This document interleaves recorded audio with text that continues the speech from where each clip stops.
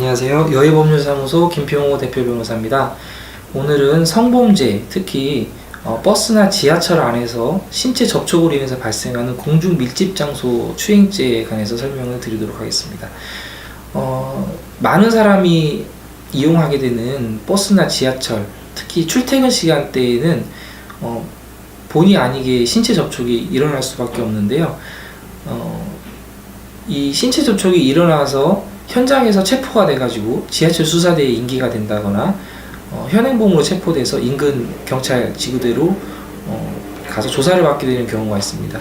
이 성범죄가 특히 무서운 것은 그 처벌이 수위가 벌금이나 징역형도 물론 무섭지만은 그 후속 조치로서 본인의 신상 정보가 인터넷상에 등록이 되고 심한 경우에는 자기 이웃집들에게 이 사람은 성범죄자라고 통지가 가게 됩니다.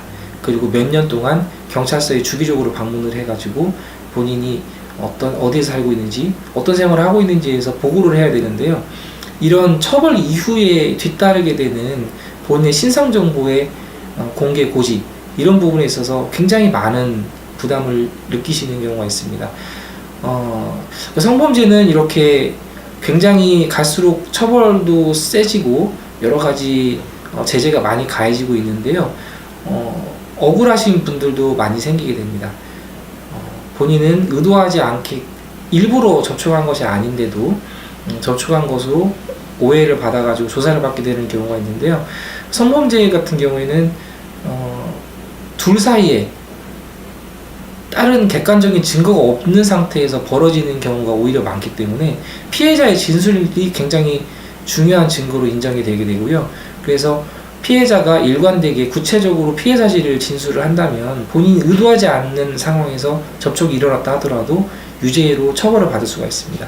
그래서 본인이 현재 어떤 상황에 처해져 있는지에 대한 명확한 진단을 받으셔야 되고, 그 상황에서 이걸 무죄로 계속 다툴 것인지, 그 다음에 아니면 다소 억울한 점이 있더라도 유죄를 인정하고 처음에 말씀드린 바와 같은 신상정보의 공개 고지, 이런 불이익을 피할 수 있는 방법을 찾는 게 현실적으로 나을 것인지에 대한 사건 초기부터 명확한 검토와 방향 설정이 필요합니다.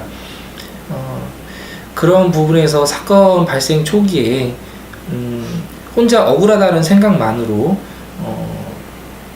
이제 심각한 결과를 초래하는 그런 방향으로 진행을 하지 마시고, 반드시 변호사와 상담을 거치신 다음에 사건을 어떻게 진행할지에 대해서 결정을 한 다음에 여러 가지 대응을 하시는 게 좋겠습니다. 특히 사건 이후에 피해자가 항의를 하게 되면 문자로나 통화로나 미안하다라고 이렇게 별 생각 없이 말씀하시는 경우가 있는데요. 이 미안하다라는 말도 수사기관과 검찰에서는, 법원에서는 본인이 잘못한 게 있기 때문에 미안하다고 했다라는 그런 취지로 인정이 될 수 있기 때문에 그런 말 한마디 하시는 것도 반드시 사전에 명확한 검토와 전략을 세우신 이후에 대응을 하시는 게 필요합니다. 오늘은 성범죄 중에서 특히 공중밀집장소 추행죄의 대응 방법 등에 대해서 설명을 드렸습니다. 여의법률사무소 김평호 변호사였습니다. 감사합니다.